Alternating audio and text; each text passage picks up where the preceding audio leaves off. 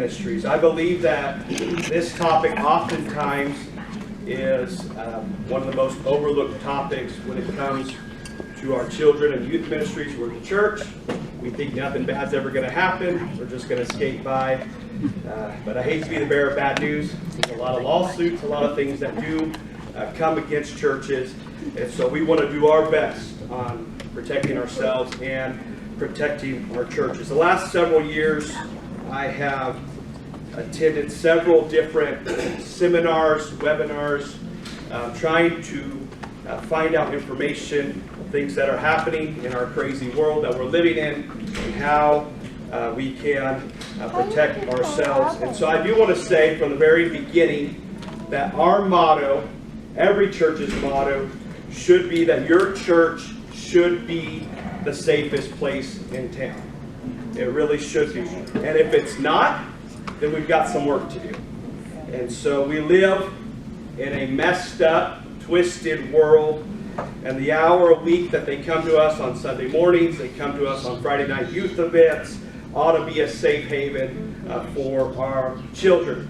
I'm not sure where everyone is from today. Some of this may not apply to you if you do not live in California.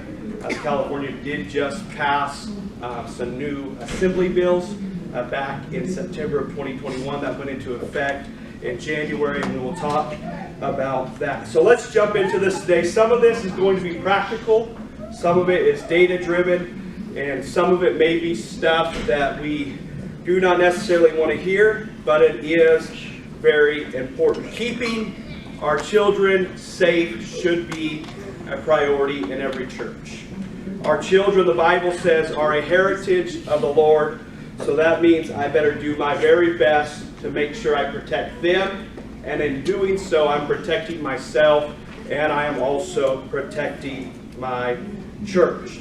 Let's talk about some policies and procedures that every church should have in place for their children's ministry and for their youth ministry. These policies and procedures should be gone over with your staff and with your volunteers at a minimum every year. A lot of this information today is coming from our insurance company that we work with, which is Church West or Brotherhood Mutual. So that's where a lot of this stuff is coming from. And their recommendation is at least once a year, you need to have some sort of in-service training where you just go over stuff again, remind everybody, and then at the conclusion of that training, everybody that is there should sign something saying, I was there, I acknowledge that I have received information, and I'm not holding you liable for not training me.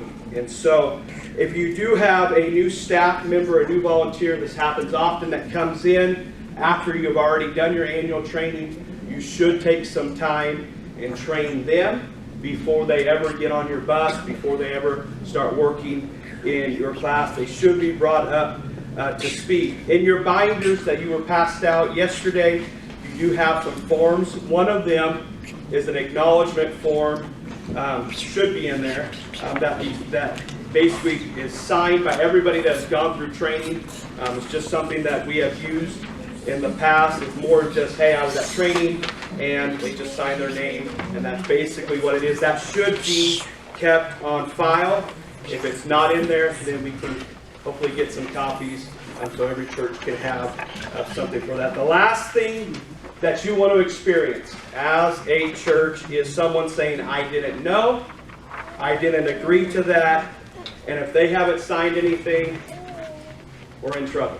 So we need to do better on that. We could avoid that. So let's talk about some of these policies that should be in place. Let's talk first about our Sunday school classrooms. Number one, no child should ever be left unattended in a children's building area or on a children's playground during your Sunday school class. Never leave them by themselves. There are accidents that may occur, and who's responsible for it? The churches.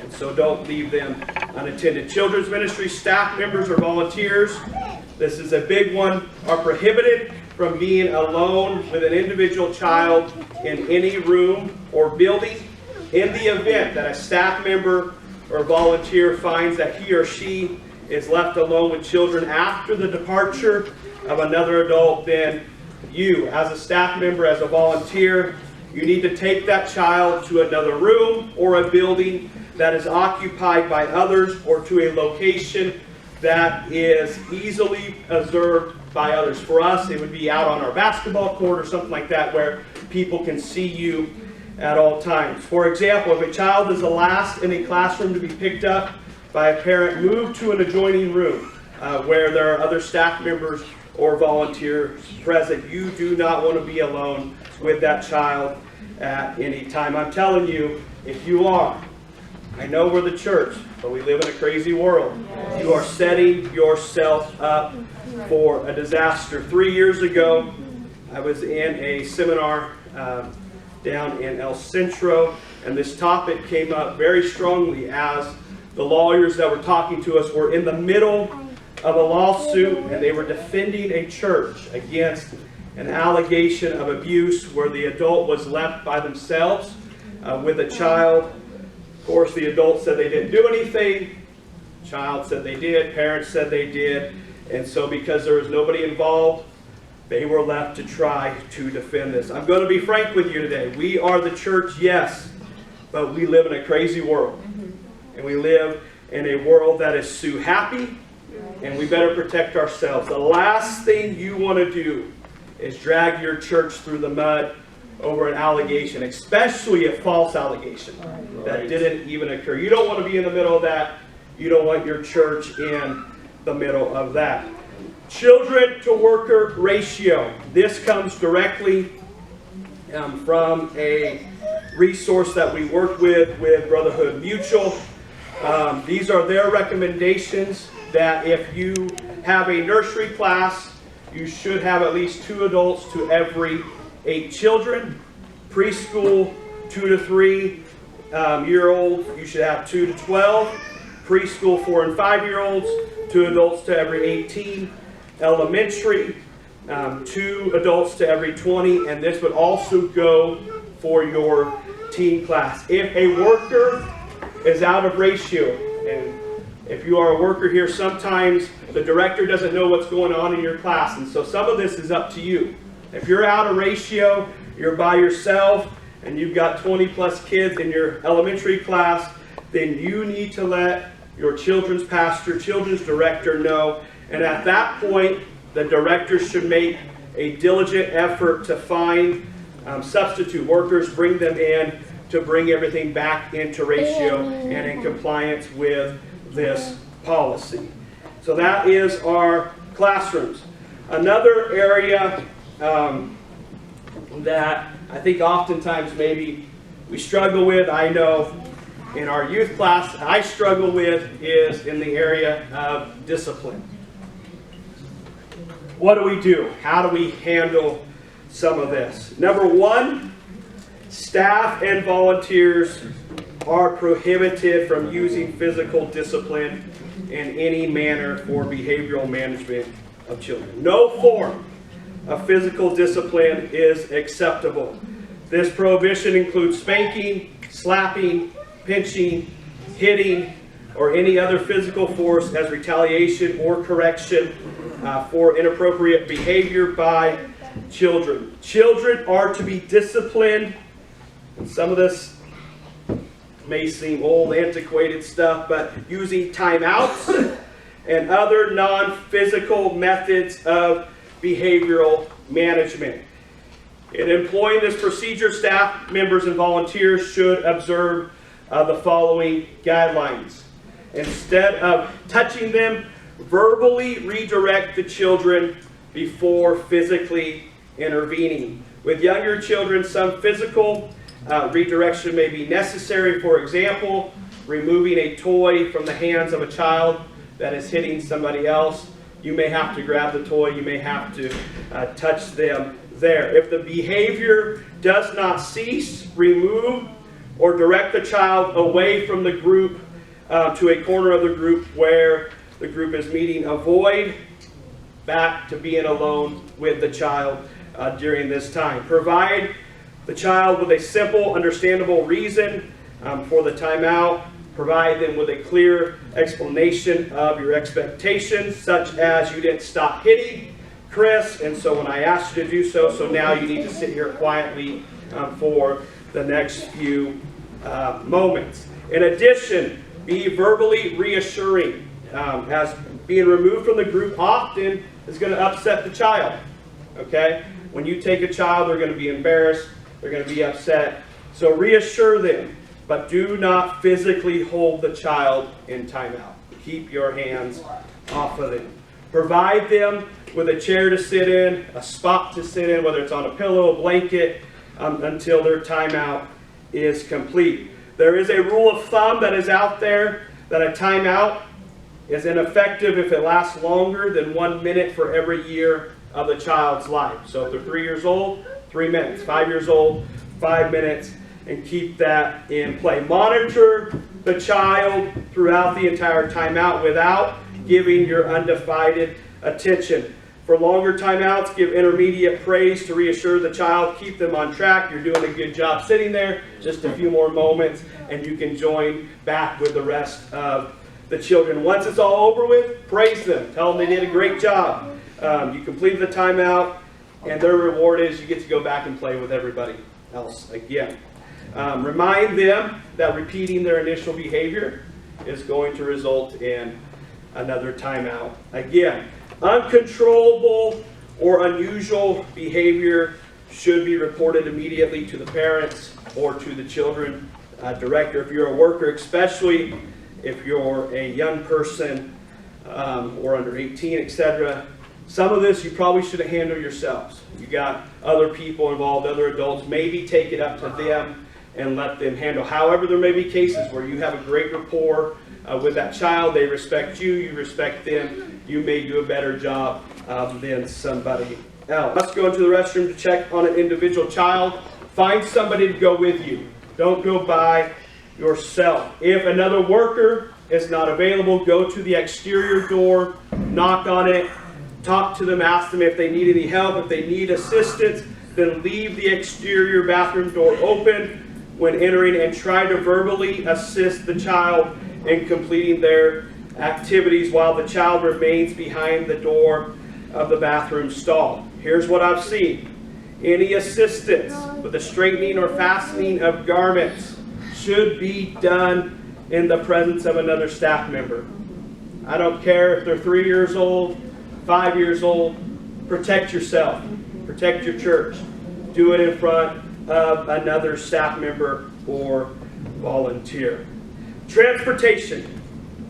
Let's talk about this today. I promise this probably won't go 50 minutes. We'll be done before then. Staff members and volunteers from time to time, whether it's on our buses or in our vehicles, provide transportation for our children. And so these are some things, some guidelines. Some of you may already have stuff in place. This is just recommendations. This is stuff we're working on. And I know for us, we are trying to get in place and shore up some areas at our local church. The following guidelines should strictly be observed when workers are involved in transportation of children. Number one, children should be transported directly to their destination. Unauthorized stops to a public place should be avoided. I will tell you from personal experience, on youth trips, I have had phone calls over the last several years from non-church parents asking me where their kids were after an event was already over. Somebody was taking them home, but they didn't go directly home. Parent knew the event ended at 10, child didn't get home till 11, and they were 5 minutes away from the church. We've got a problem. What am I supposed to say? I think they're going directly home, so here I am trying to chase down the driver. Hey, where'd you go? Oh, we stopped at 7-Eleven. We went to get something to eat. Take them straight home, especially if they don't have parents in church. Protect ourselves. Protect our church. Parent was already upset. It's hard to calm a parent down at that point. Where's my child? What'd you do? Kidnap them. Where are you at? So always advise them to take them directly to their destination. Another best practice of ministry recommends that don't take the child alone. Make sure there's at least 2 of you. I don't even care If it's the same sex, if it's girl and taking another young girl home, take somebody else with you. What do we have to lose by taking somebody? But we have a lot to lose by not taking somebody.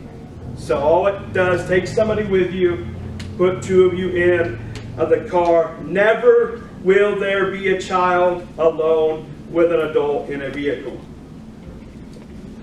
Protect yourself and protect your church. Staff members and volunteers should avoid physical contact with children while in vehicles. I don't care how well you think you know them.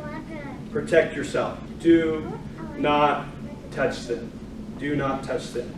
Another thing is no cell phones should be utilized by the driver while driving church vans, vehicles owned or rented by the church, unless you are in an emergency, and we could probably at some point all work on that so we can protect ourselves there. Bus safety. There's probably several churches here that run buses. I'm going to cover this. This is a short area real fast. Make sure if you have bus drivers that your bus drivers have gone through the proper training and obtained the required license to drive your church vehicles.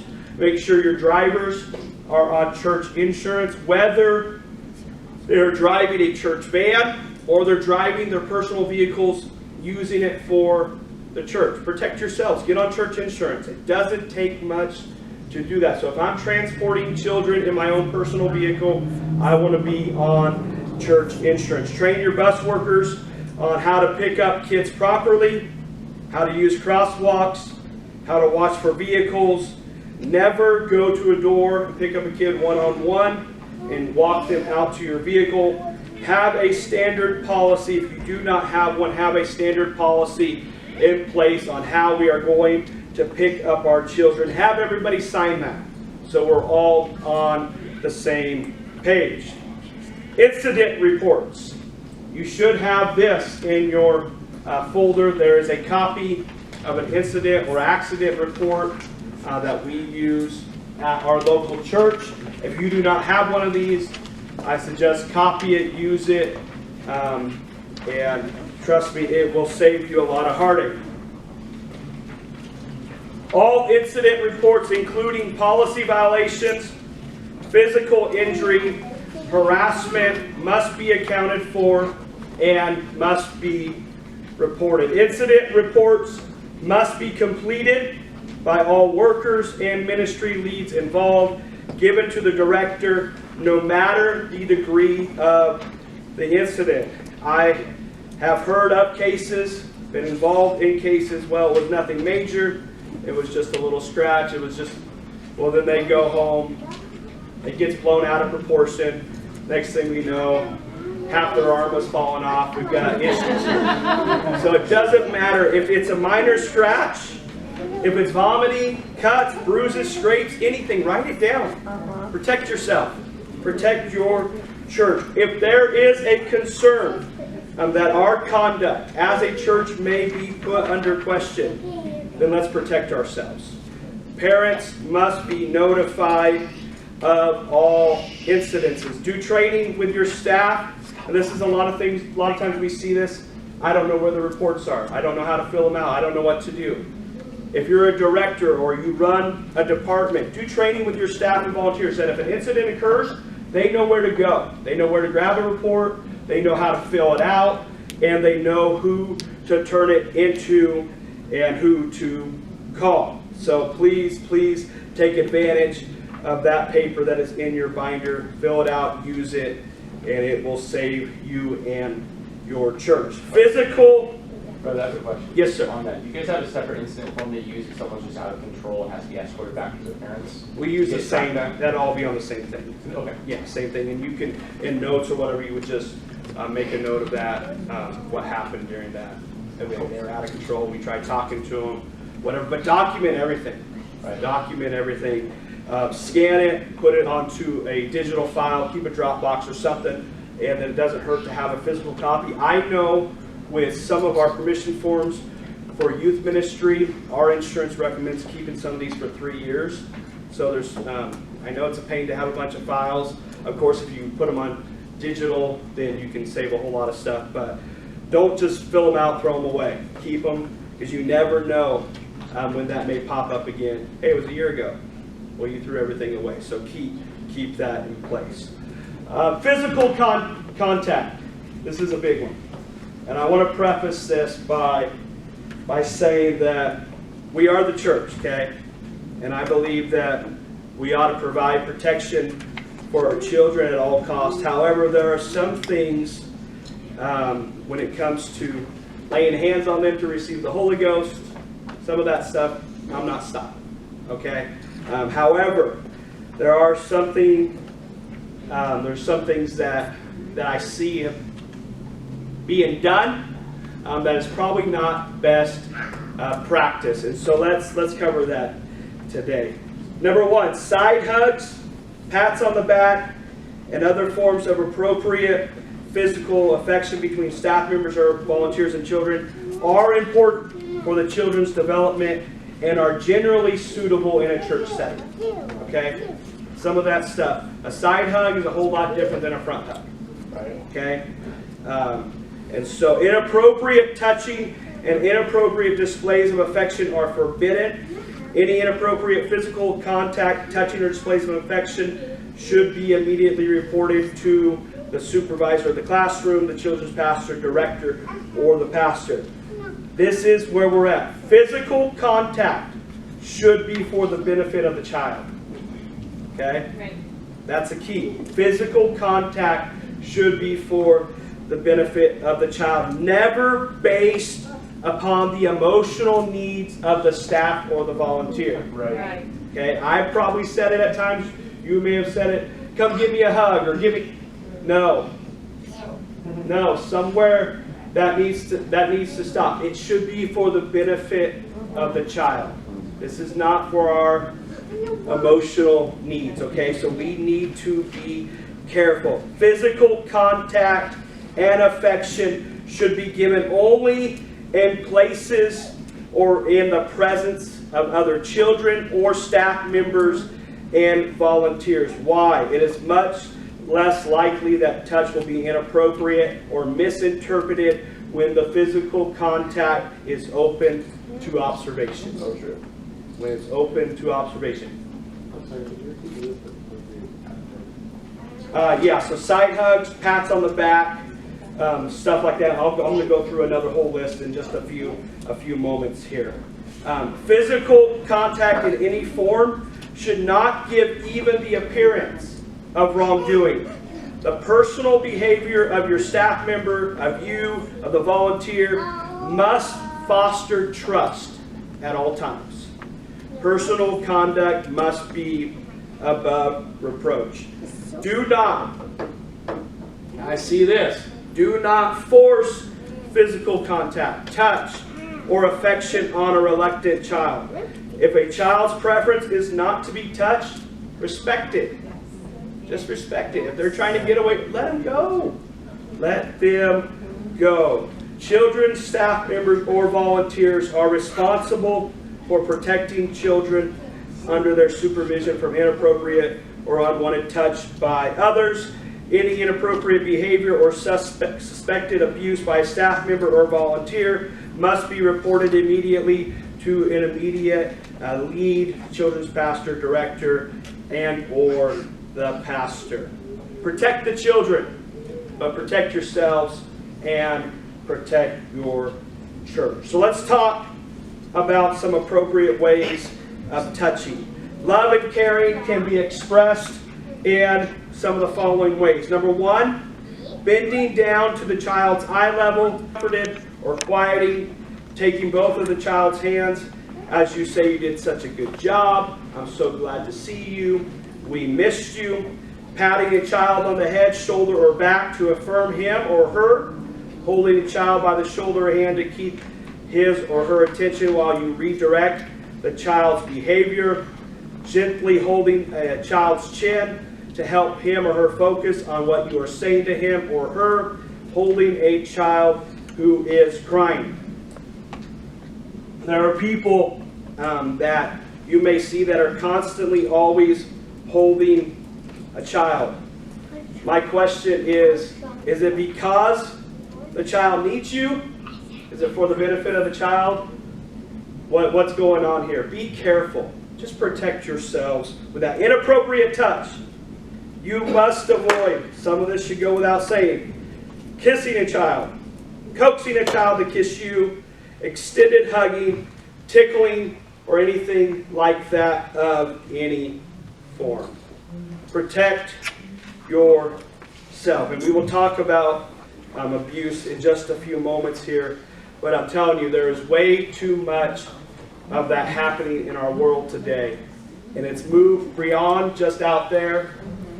And sad to say, some of it has encroached into the church. We've become too comfortable in some settings.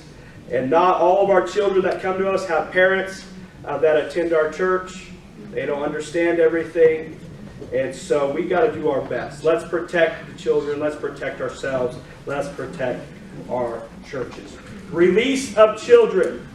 At any time that a child has been entrusted to our children's ministry staff, members, or volunteers, our churches incur the responsibility for the safety and the well-being of that child. As soon as we pick up a child, we are now responsible for anything that happens while we have them. Staff members, volunteers must act to ensure the appropriate supervision and safety of children in their charge. Children ministry staff members or volunteers are responsible for releasing children in the care only to parents, legal guardians, or other persons that have been designated by parents or legal guardians at the close of a service of Sunday school or activities. It is presumed a person who drops off a child or a student has the authority to pick up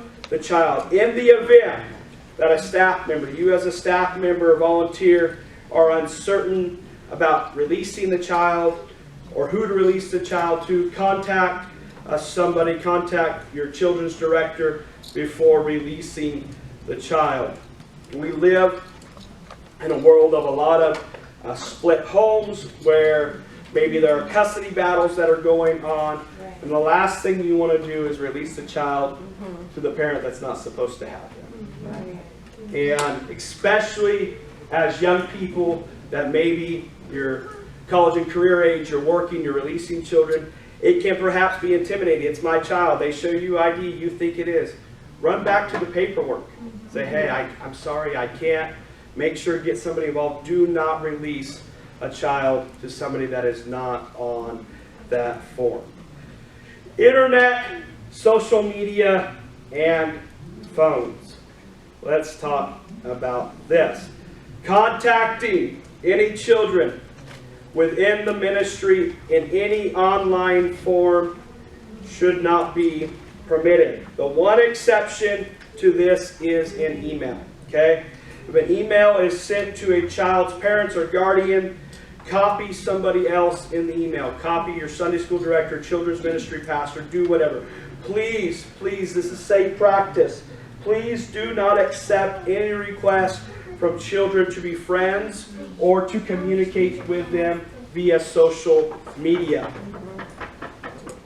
Our insurance encourages our leaders to understand and connect with children outside of Sunday morning time slots. However, there are precautions that need to be taken. Children should only be contacted, if they are under 18, should only be contacted via their family landline or their parents' cell phone. Despite the increasing number of children that have cell phones, just about everybody has one. Preference should be made to either email children under the conditions above or to use a family phone to contact them and say, hey, just want to let you know we're going to stop by and pick up your kids. You've got to be careful when texting a child on their own phone. We get a situation where the parent specifies that they only want they want the child to investigate that conversation. So I've had that happen. What was that? I'm sorry. If you have a parent that specifies their child has a cell phone and they want to be contacted directly to their kid. Get something in writing and just keep it. Get something in writing that says, hey, they have permission. I mean, even you got to make up something that says, hey, they have permission to contact my child on cell phone, and don't delete those texts. keep a log of everything there. I know some of this keeping stuff and filling out forms may be tedious, but if it means protecting us from a lawsuit, it's worth it.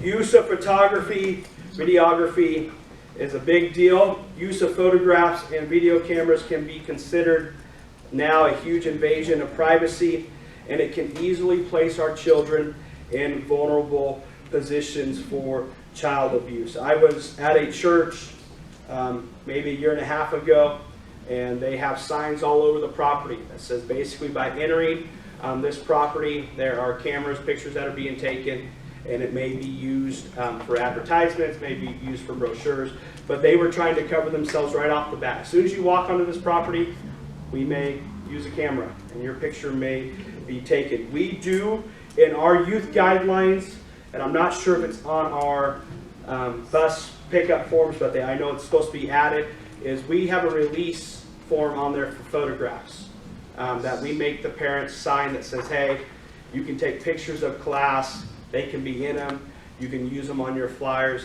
If you don't have that, you're not protected. You're not protected. And we do it, we're guilty, we do it. We post pictures on our website, we do all this. But if there is a child in there, especially if they have a parent that's not happy with you, that doesn't come to our church, then we're in trouble. Do you have that form? I don't know if it's in that here, but I can get some copies. And if there's any forms that you guys need, we can definitely email them over to you. Our permission form for our youth deal is probably 5 or 6 pages long. And it's a once-a-year deal we have them fill out, but it covers anything from COVID-19 to release of photos and everything like that, just to protect ourselves. There are many risks where images itself can be used inappropriately by others, especially on the internet.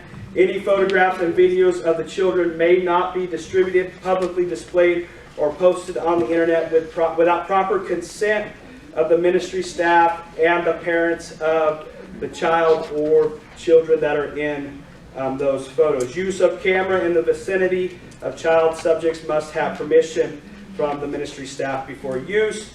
On the occasion of events or activities in which a gathering of children is involved, restrictions, constraints may be in place and should be observed. So if you do need or would like to see a copy of that form, let me know after service, and we can, or after the session, we can email that over to you. This next one, if you're not from California, I don't know if this will apply to you from a legal standpoint, but it's probably something that you should put in place regardless. How many have heard of AB 506? Just a couple. AB 506. September 2021, a new bill was passed concerning child sex abuse prevention.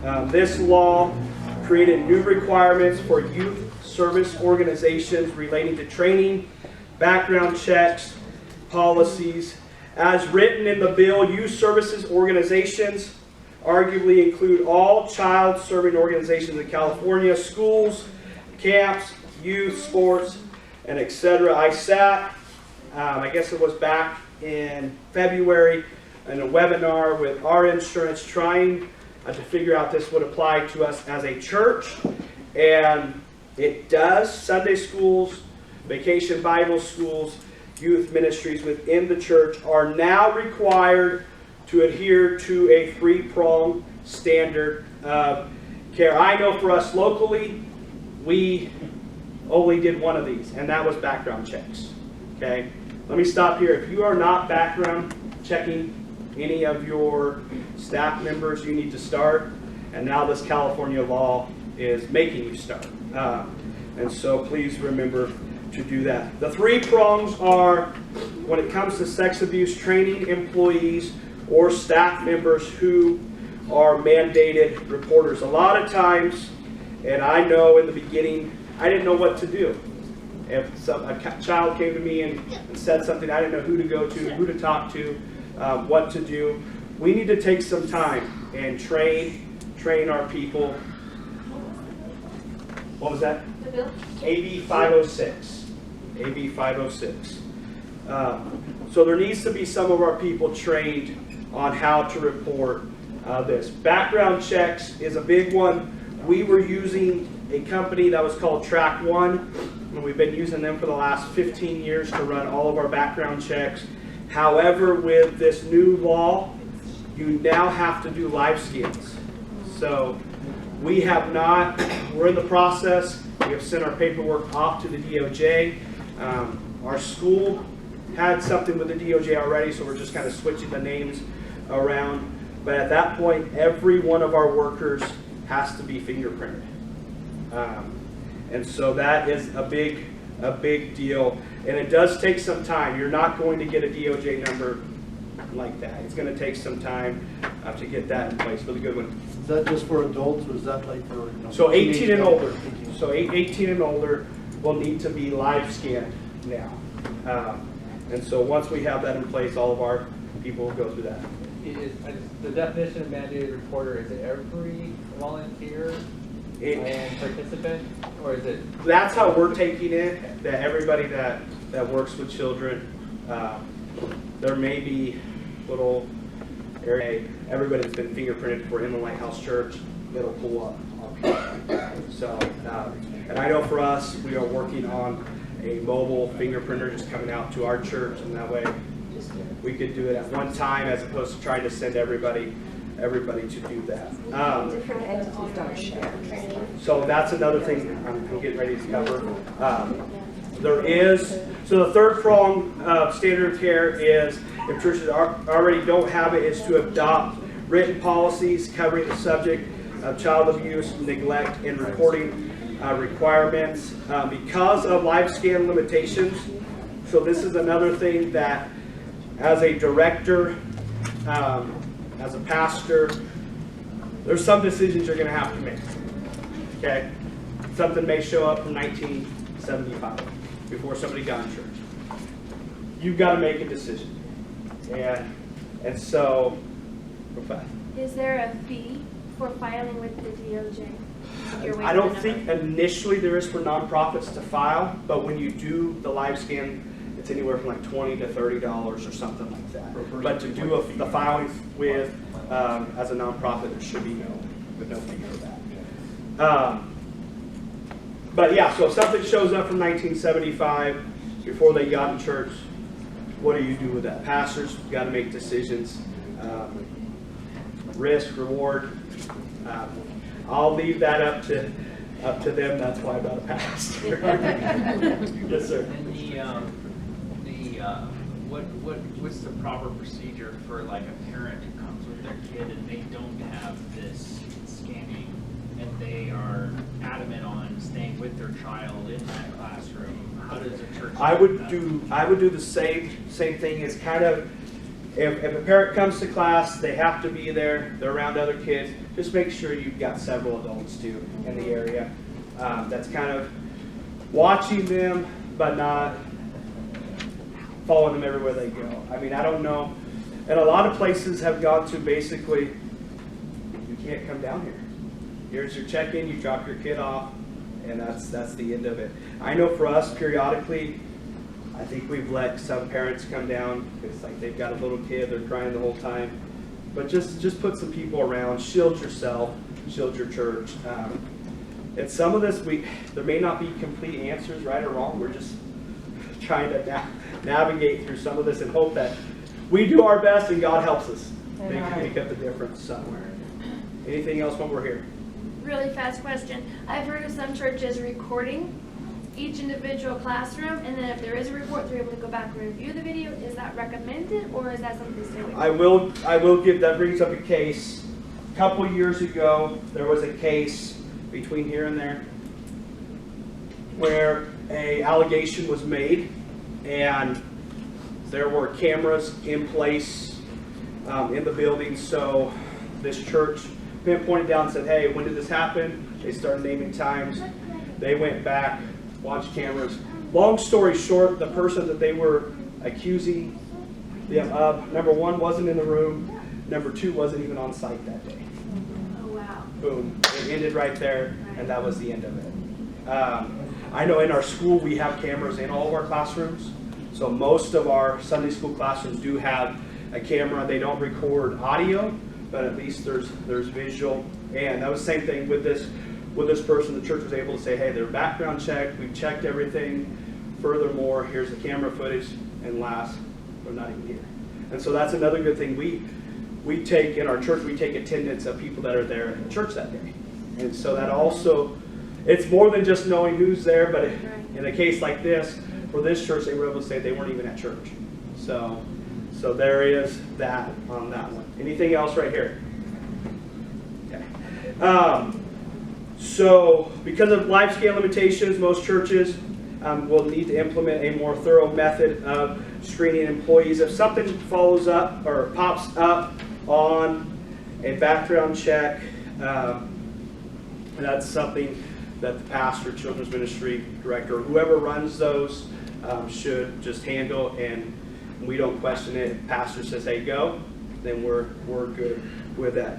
AB 506, here's one of the big deals with this. It permits insurance companies to review a church's policy and procedures and other record keeping in compliance with a new law. And if a church fails to fully implement the requirements, they could potentially face non-renewable of their liability policy. So that's how this is. It's a big deal. The thing about LiveScan, and this is where it kind of gets, it doesn't pull up everything when it comes to sexual abuse and everything. And so it's kind of a weird deal. As of right now, our goal is to run DOJ and then also run through Track 1, which is strictly nothing but a sexual abuse background check. Just so that's our plan, is to run them at the same time to meet LiveScan, to meet the California law, but ours just to make sure we know what we're, especially somebody that's new, maybe we don't know very well to do that. We live in a messed up world. We're almost done here. And the rate of child sexual abuse is higher than reported. The U.S. DOJ estimates that only 30% of all abuse cases are reported. Only 30%. So we must do everything in our power to protect our children. And in doing so, you're protecting yourself. You're protecting your church. Across all denominations and ranks, sexual abuse happens too often. Two of the largest insurance companies that insure churches report that they receive up to 2 claims a day from churches for serious injury and 1 a day for sexual molestation. And while those aren't huge numbers, considering there's over 300,000 churches in the United States, it's still too often in our churches. Okay? Make sure you train your people. There are online videos, like Lauren was talking about, that a lot of school districts use. A lot of insurance companies, Brotherhood Mutual, Church West, different ones like that, they have access to a lot of this stuff that they're willing. They don't want to be in the middle of a lawsuit, so they'll help provide resources. Sit your people down, train them, let them go through some of these online training videos that are out there. Background check your volunteers if you are not, and then get a policy in place for your church if you do not have one. How are we going to respond to claims of sexual abuse? What are we going to do with that? Today, it's not my desire to make us nervous about running Sunday schools, running youth programs, running buses, but we've got to educate ourselves so that we can provide a safe haven for our children. Let it be said of our churches that parents have no problems letting our kids be picked up because they are loved, they are protected, and they are cared for. Oftentimes with anything we do in the kingdom of God, listen, there are some risks that are involved, but the reward outweighs the risk.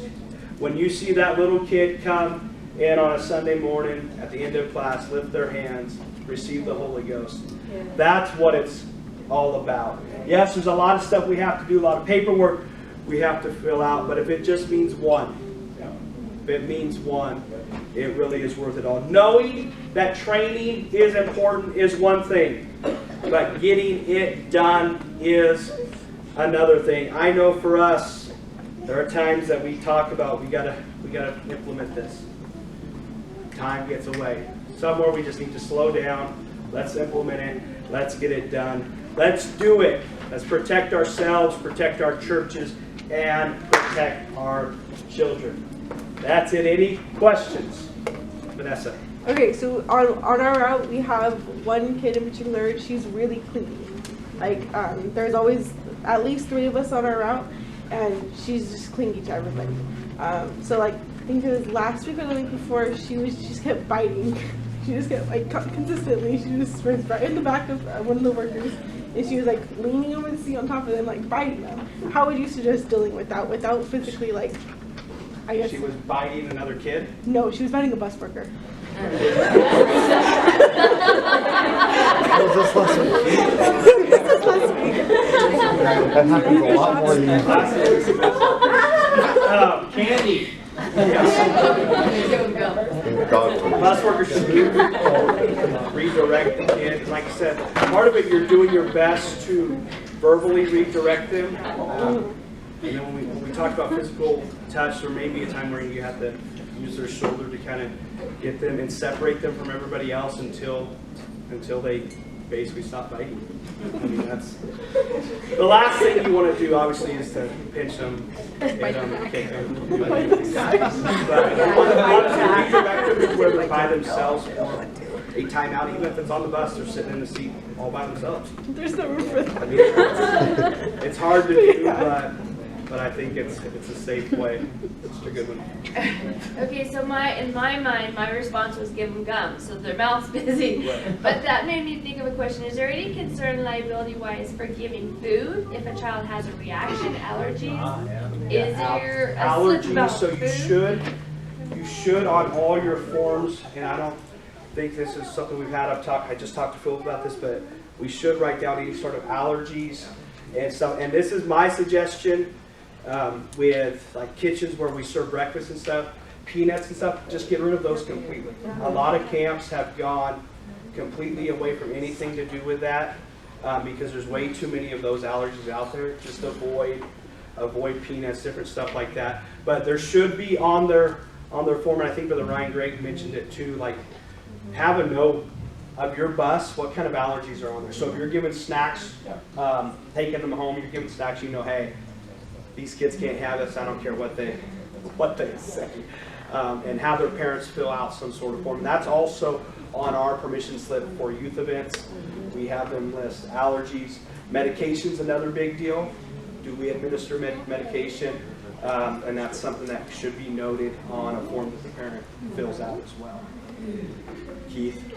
Situations, you gotta break up a fight, you get a kid off on the table so they don't hurt themselves.